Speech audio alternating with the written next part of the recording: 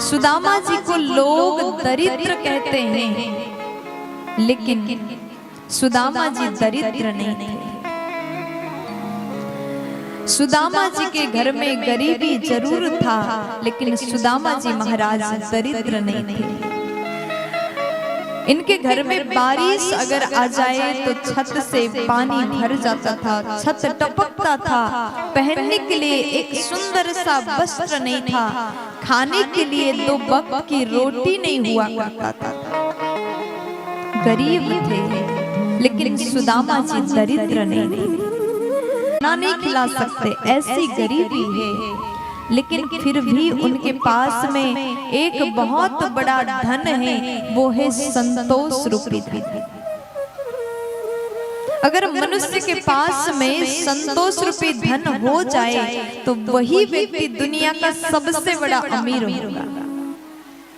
लोगों के पास में करोड़ों की संपत्ति होने के बाद भी अगर उसे संतोष नहीं है तो दुनिया का सबसे बड़ा गरीब वही है।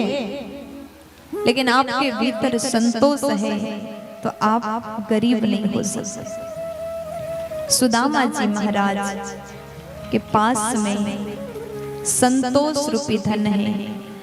उनके घर में सुबह भोजन किया, शाम के लिए क्या खाएं, कोई व्यवस्था नहीं, फिर भी कभी दुखी नहीं हुए। बैठ करके कभी भगवान को कहा नहीं कि प्रभु आपने मुझे इतना गरीब क्यों बनाया।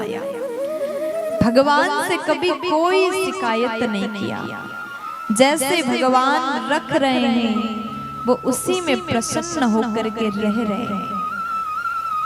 एक बार सुदामा जी महाराज भिक्षा के लिए गए। भगवान कृष्ण को लग रहा है कि मेरा भक्त जिसके घर में खाने के लिए अन्न नहीं, मेरा परम मित्र सुदामा इतना गरीबी में जी रहा है, मुझे जाना चाहिए, कुछ करना चाहिए, और मैं द्वारिका का राजा हूँ। भगवान ब्राह्मण के रूप में गए, सुदामा जी के घर में जाकर के भिक्षा मांगी, भिक्षाम देहि। लेकिन देवी सुशीला जैसे भीतर से आई, ब्राह्मण को देख करके प्रणाम करती है और क्षमा मांगती, प्रभु क्षमा करिए, मेरे घर में आपको देने के लिए कुछ भी नहीं। बाणी द्वारा सम्मान करो। अगर आपके घर में कभी कोई भिक्षुक आए, मांगने के लिए कोई आते हैं, तो उसको कुछ दे सको तो दे दो। आपके पास धन है, धन दे दो, अन्न है, अन्न दे दो, लेकिन कुछ भी नहीं है तो भी गाली दे करके मत भेजो, डांट करके मत भेजो। कई लोग जब भी भिक्षुक द्वार पे आए, आपके घर में कोई मांगने आते तो गुस्सा हो जाते, क्रोध करते हैं, काम करके खाना चाहिए, कई प्रकार की बातें सुनाते हैं। जितना देते नहीं उससे ज्यादा सुना के भेजते हैं। लेकिन ये गलत है। देखो, आपके पास में कुछ भी नहीं है तो परमात्मा का दिया हुआ ये सुंदर वाणी तो है। भगवान की बड़ी कृपा है कि भगवान ने हमें मधुर आवाज वाणी प्रदान किया, ताकि हम वाणी द्वारा, अपने शब्द द्वारा, अपने बात द्वारा लोगों को सम्मान दे सके। लेकिन हम लोग इस वाणी का भी गलत जगह पर इस्तेमाल करते हैं। लोगों को डांटने में, चिल्लाने में, गाली देने में अपने जीवा को चलाते हैं। आज यहाँ पर सुशीला जी ने वाणी द्वारा सम्मान किया, प्रभु मेरे घर में कुछ भी नहीं, क्षमा करिए। भगवान खुश हो गए, ब्राह्मण बन के आए थे, प्रसन्न हुए। देवी आपके पति कौन है, कहाँ हैं? बोले हमारे पति सुदामा जी महाराज हैं, अभी भिक्षा मांगने के लिए गए। अच्छा, वही सुदामा जिनके मित्र द्वारिकाधीश थे? तो देवी जी को ये बात पता नहीं था।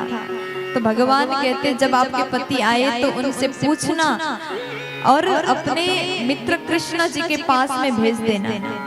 सुदामा जी के मित्र कृष्ण जी द्वारिकापुरी के राजा हैं, हो सकता है उनको बहुत कुछ प्रदान करें।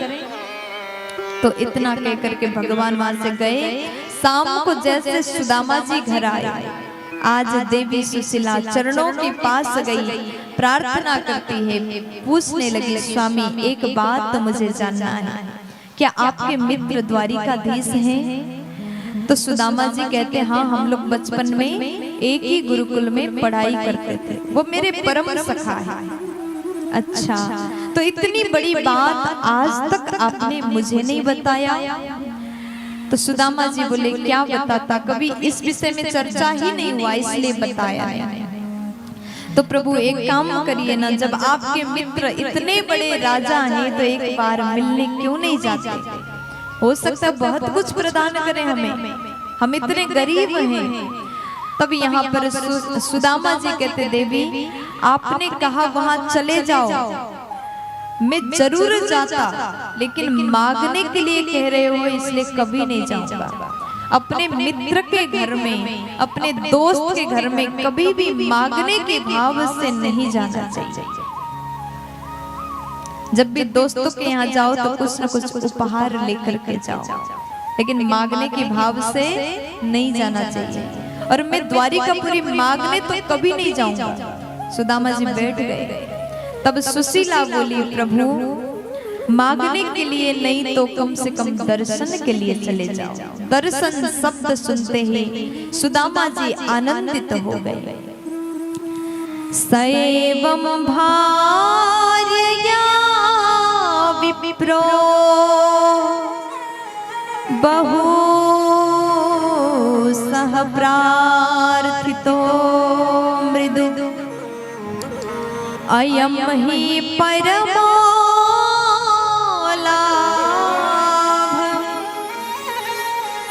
उत्तमा श्लोक दर्शन।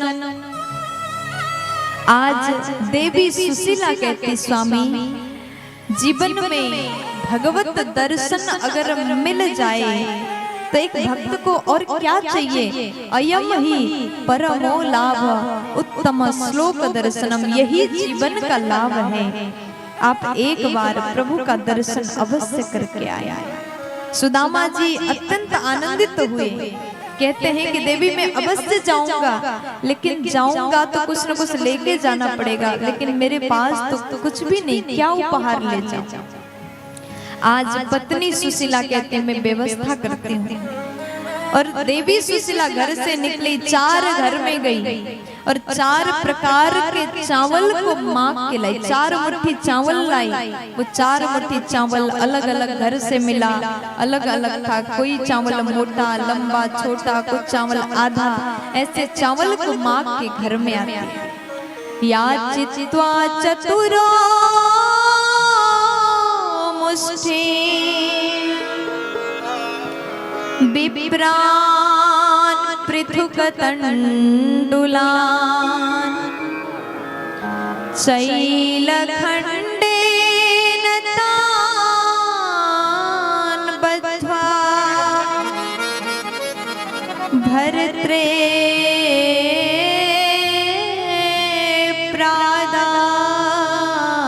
प्रादादुपायनम्। आज देवी सुशीला 4 घर में से 4 प्रकार के चावल को मांग करके आई और शैल खंडेन तान बद्ध्वा, उस चावल को बांधने के लिए एक अच्छा वस्त्र नहीं था, फटा हुआ टला हुआ वस्त्र से बांध करके उस चावल की पोटली सुदामा जी के हाथ में पकड़ा दिया, ले जाइए और ये उनको भेंट स्वरूप अर्पण करिएगा।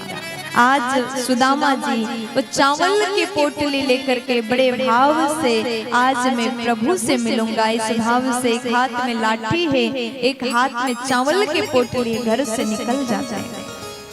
भगवान का नाम लेते लेते जैसे घर से निकल गए, सुदामा जी थोड़ा सा पैदल चले तो वहां पर एक विशाल नदी मिला रास्ते में। नदी में जैसे पहुंचे, सुदामा जी विचार करते कैसे उस पार जाऊं, इतना विशाल नदी कैसे पार करूं।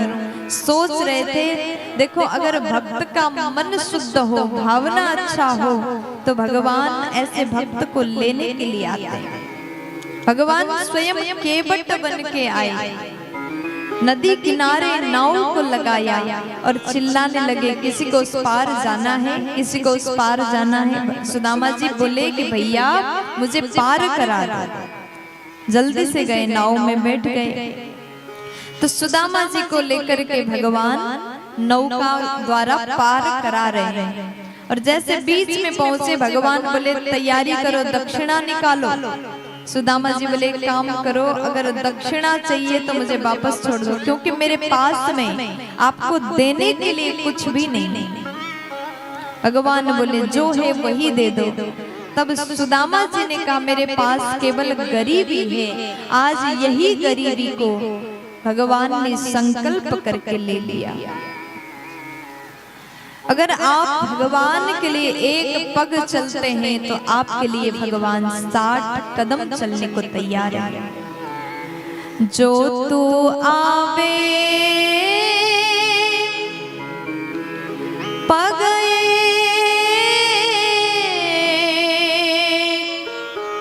मैं आओ पग 60, जो तू कर रो काठ सो मेलो है काला। अगर तू मेरे लिए एक पग चलने को तैयार है, मेरी ओर तू आएगा तो मैं तुम्हारे लिए 60 कदम आगे आ सकता हूँ। भगवान कहते अगर तुम झुकना जानते हो तो मैं भी उठाना जानता हूँ। अगर तुम अभिमान में बैठे रहोगे तो मैं भी तुम्हें देखूंगा भी नहीं। आज श्री सुदामा जी महाराज जैसे भगवान की ओर बढ़ रहे हैं, नदी पार किया, भगवान केवट रूप में आकर के नौका पार करा देते हैं। और उसके बाद में रात्रि के समय में शाम हुआ, एक पेड़ के नीचे बैठ गए। चलते चलते दुबले पतले ब्राह्मण थके हारे धीरे धीरे चल रहे हैं। पेड़ के नीचे जैसे बैठ गए, लेट जाते हैं, नींद लग गई। जैसे नींद लगी, भगवान ने गरुड़ को आदेश दिया, जाकर के मेरे भक्त सुदामा को उठा के लाओ। और रात में सोए हुए सुदामा जी महाराज को उठा करके गरुड़ जी द्वारिकापुरी में सुला देते। जैसे सुबह हुआ, सुबह होते ही श्री सुदामा जी महाराज जैसे आंख खुला, चारों ओर निहारने लगे और सबसे पूछने लगे, भैया ये कौन सा नगरी, बड़ा दिव्य सुंदर महल को देख करके पूछते लोगों से कहाँ आया मैं, कौन सा नगरी है। तो उसके बाद वहां के लोग कहते हैं द्वारिकापुरी। और थोड़ा आगे गए तो द्वारपाल खड़े थे। दो द्वारपाल से मिले और द्वारपालों से कहते हैं जल्दी जाओ, मेरे कन्हैया को कह दो कि मैं आया। और द्वारपाल कहते कौन सा कन्हैया, हम कोई कान्हा को नहीं जानते। सुदामा जी बोले मेरे मित्र कृष्ण को कह दो, उनसे मिलने सुदामा आया। तो द्वारपाल जाकर के भगवान से कह देते हैं सारी बातें। इधर सुदामा जी को कहते हैं कि हमारे प्रभु का नाम ऐसे मत लो, वो यहाँ के महाराज हैं, पता चलेगा तो तुम्हें छोड़ेंगे नहीं। तो उसके बाद सुदामा जी कहते हैं वो बाद में देखेंगे, जल्दी जाकर के उनको बता दो कि मैं आया। तो द्वारपाल जाकर के भगवान से सुदामा जी के बारे में बताता है।